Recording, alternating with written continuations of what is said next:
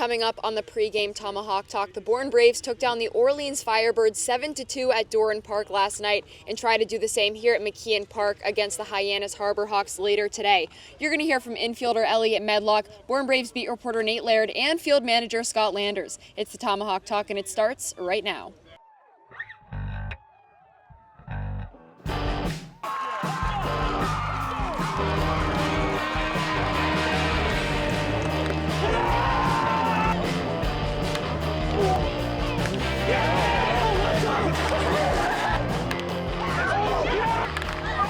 Left field, back on it, the left fielder approaches. It drops before the wall. Cooney scores. Simpson from third, around, touches home, and the Bourne Braves have the lead.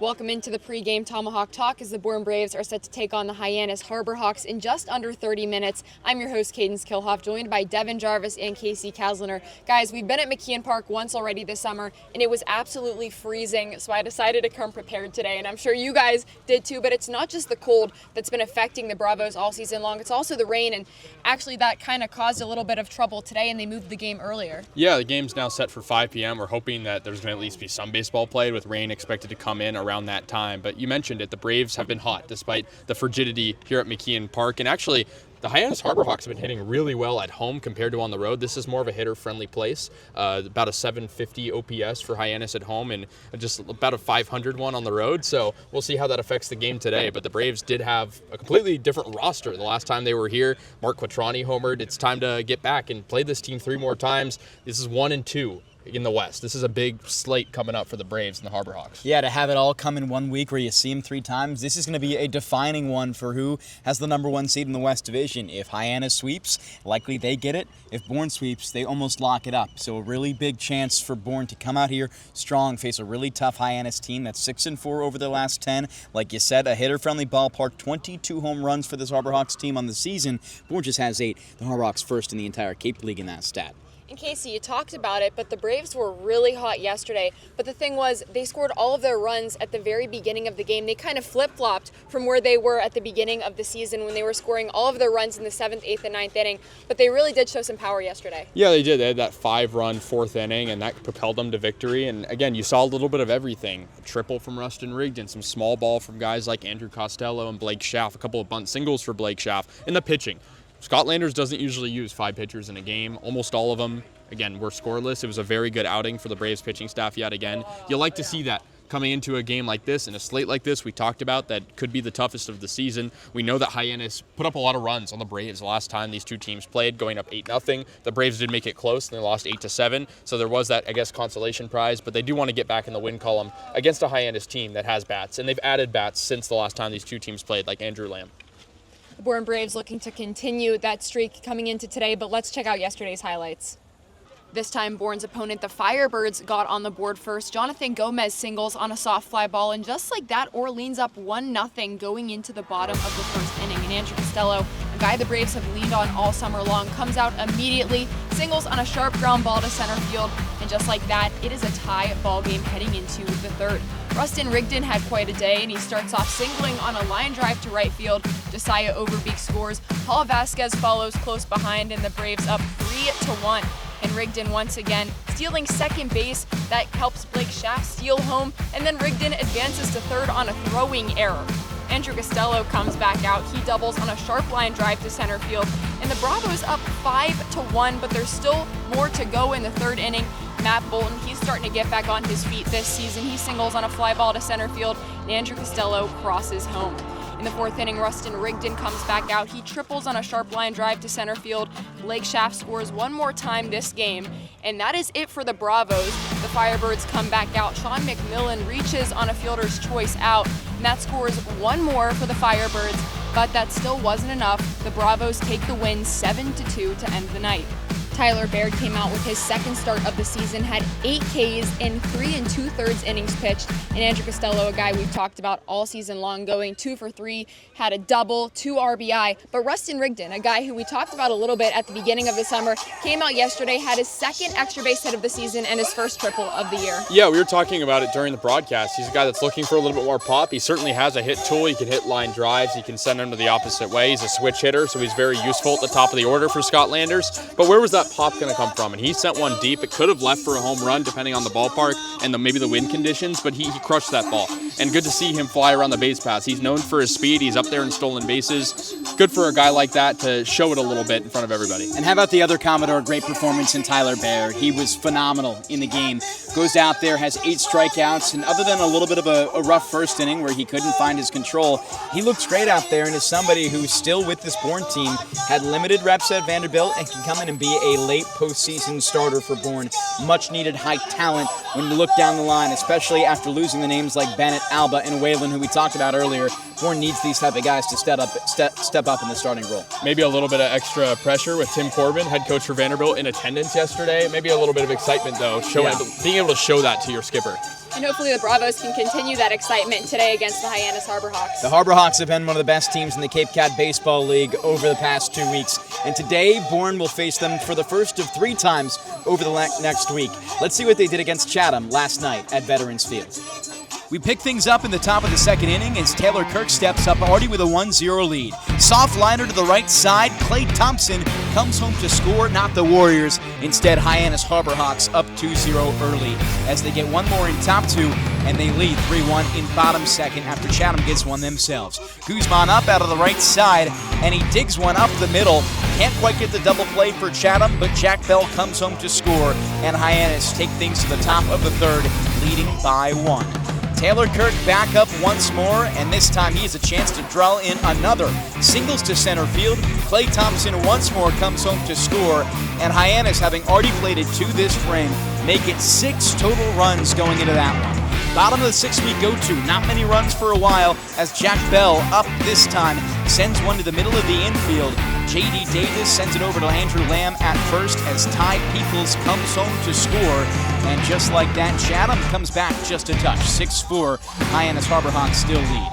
Bottom of the 7th inning, Bino Waters, a chance to start the comeback for the overall Anglers. He singles to the right side, up the line. Play comes back in, not in time to get anybody. Johnson home to score, Malnofi to second, and Chatham cuts it to 2, but can't get any more in this one.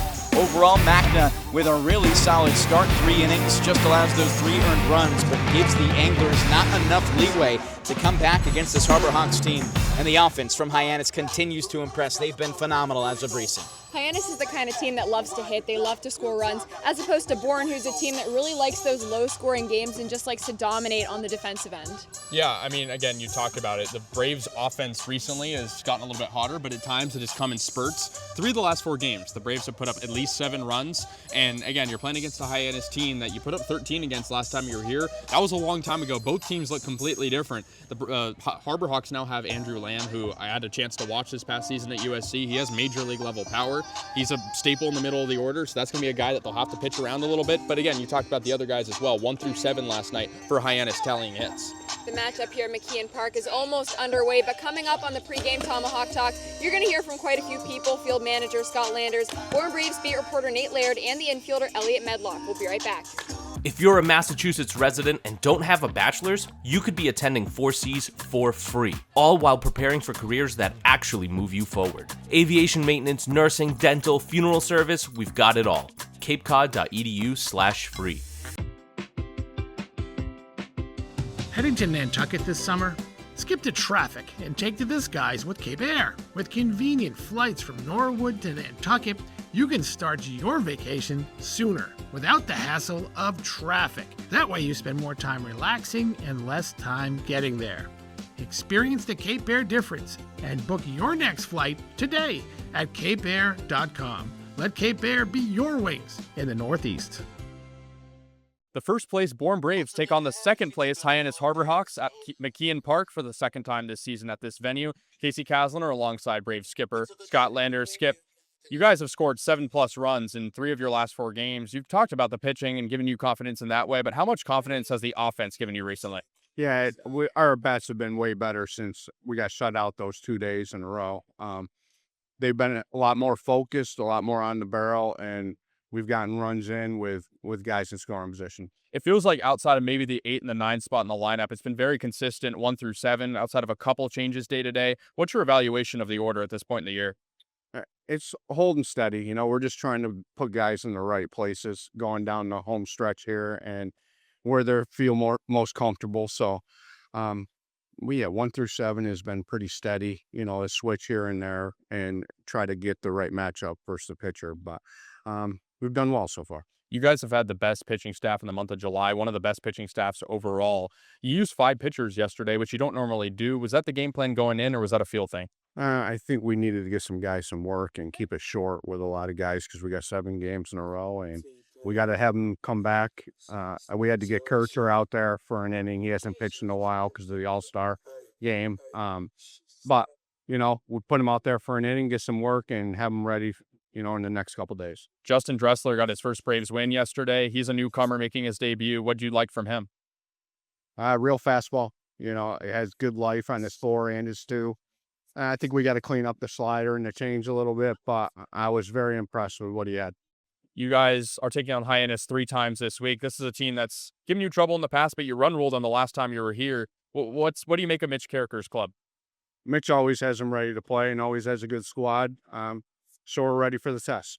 We mercy ruled them here, but they got us at our place the last time I think we played. So we got to come ready to play. Aiden Stillman has had a limited sample size. He left for a little bit. He's back. What are you expecting to see from him today? Strikes.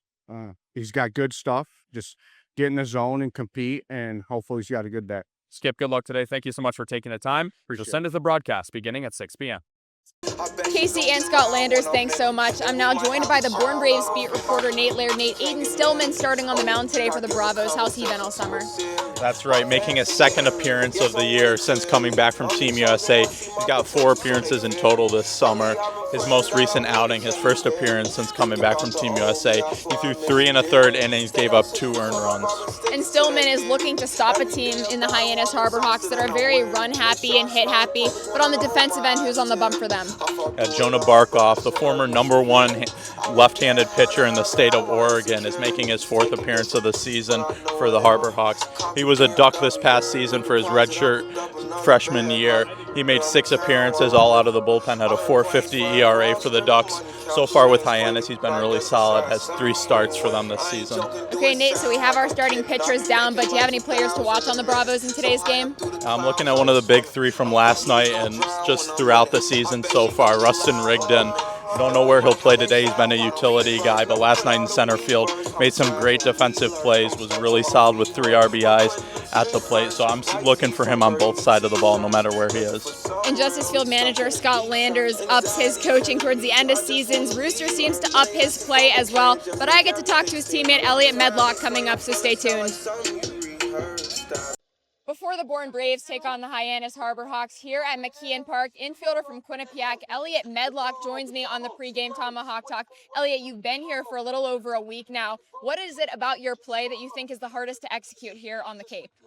I would say just joining the group late and just getting the nerves out of the way. I would say so far my at-bats have been a little difficult than usual. I took a month off after the season just to get healthy and rest up, and I would say coming here and facing the pitching has definitely been a challenge, especially with no batter's eye, but just seeing live reps and in-game reps, I feel like as the weeks have been going on, I've seen the ball better and been putting good at-bats together. So. And you're also coming from a mid-major program and coming up here to play a lot of guys from Power 4 programs. How would you compare the competition level? I would say at the end of the day, baseball is just a game, right? White ball 90 feet away. And then, I mean, you're just facing good competition all the time. And we at a mid-major, I mean, we face good competition on Friday nights, every Friday. And then going down to our regionals, it was really good competition. But I would say, like, last year, I was out in Alaska playing summer ball, and that competition has definitely helped me better my game. And even the Cape now, it's even better. So I'm having a good time so far. And you've recently committed to Quinnipiac. What are you trying to get out of the reps up here to help you when you get to school? Again, I'm just trying to get as best as I can, learn as much information from some of the best players in the country. So it's been great. Just trying to talk in the dugout when I'm not playing, trying to get people's approaches during the game, and just trying to better my knowledge of baseball. And as a team, Bourne's been playing their best baseball so far this season. So what do you think sparked in their offense? I would just say, like, I came a little bit late, and there was probably like 8 or 9 guys that came with me within the past week. And I'd say just the group of guys, like, we've bonded really close together. As much as, like, a summer, everyone's leaving and coming and going, but I feel like this group of guys, everyone loves everyone, and we do it for each other, and it's been really cool so far. And you said it yourself, a lot of guys keep coming and going, but with the guys coming in now and because you're a newcomer, what can you say to them to get them adjusted as fast as they can? I would say don't fear of messing up. Everyone's got your back, and like, if you make an error, like, the pitcher's got you. And I feel like that's our coaching staff here. They let you play loose and they let you have fun. And at the end of the day, it's just a game. Have fun. And I feel like for the new guys, like, just come in and do your thing. Like, who cares if you mess up? Like, that's gonna happen. It's baseball. This is game one of many against the Hyannis Harbor Hawks this week, so how can you guys start off strong today? Again, like, we just got to get out to a quick start. First guys got to get on, and then just got to move the train along. I know the rain's coming in, but let's just get out to a good start and see if we can get a lead, and maybe the game we'll get to a point where we can call it and get a win. Would you rather play in these kind of conditions with the rain or the super hot sun? I would say there's conditions. I'm a gritty player, and I love it like this. All right, Elliot, thanks so much. Thank you. Cape Cod 5 is proud to be the official banking partner of the Cape Cod Baseball League. Cape Cod 5 offers a broad range of financial products and services tailored for every stage in your financial journey. Reach out to us. We're here to help. Life can be full of surprises, but Eastern Propane and Oil is always just a call away. With a local team member available 24/7, we're always ready to support you when you need it. With an Eastern Propane and Oil technician on the way, your family's comfort is our priority. Our local team, over 500 strong, ensures your home is comfortable and warm. Eastern Propane and Oil, a local team with 24/7 service and delivery, ensuring comfort when you need it most. The Bourne Braves are about to take on the Hyannis Harbor Hawks here, but first we've got the pregame Tomahawk talk still rolling. I'm your host, Cadence Kilhoff, joined by Devin Jarvis and Casey Kasliner. Guys, we talked about it a little bit early, but the Braves are typically a kind of team that likes to score their runs later on in game. Yesterday, they really showed some promise at attacking earlier on in games, so how can they keep that going in case this game actually gets delayed because of rain? They've just been putting some really solid at-bats together. You talked to Scott Landers in the middle of the third, and your question with repeated theme had been Bourne has maybe been getting in deficits early, but they're responding better in these innings where they maybe go down and overall are getting out earlier starts in games offensively. That's exactly what you need. They've been playing very solid offensive ball right now, first in the Cape Cod Baseball League in average, second in ERA. That's always going to be a combination for success, and you got to appreciate the crooked number innings that they've been collecting as of recent. And Cadence, you said it already though, but you want to be able to score early today because you don't know how many innings you're necessarily going to play. Rain is expected to hit around 5 p.m. It's going to pick up in the later parts of the day at 6. You don't know if you're going to play 5, maybe 6 innings in a game like this. You want to be able to score early, and the Braves had that 5-run third inning last game. That was helpful, but again, it didn't come the rest of the way. You want to make sure it's consistent, putting up at least 1s and 2s every single inning in an early one like this where you can tag on early. Before that rain hits, we're going to send it on over to the game. Thank you so much for joining us in the pregame Tomahawk Talk today. The next time you hear from us, these guys will be on the call, and you'll catch me on the sidelines. Reader's Hardwood Supply is a candy store for wood, whether you're a professional or an amateur. Reader's Hardwood Supply carries over 70 species of both domestic and imported lumber from around the world, displayed in over 300 self-serve bins for your selection. So for your next project, make it your masterpiece with stock from Reader's Hardwood Supply. The woods of the world are here at Reader's Hardwood Supply. If you can dream it, if you can cruise in it, if you can summer in it, fish from it, or take it for a day at the beach, we can protect it.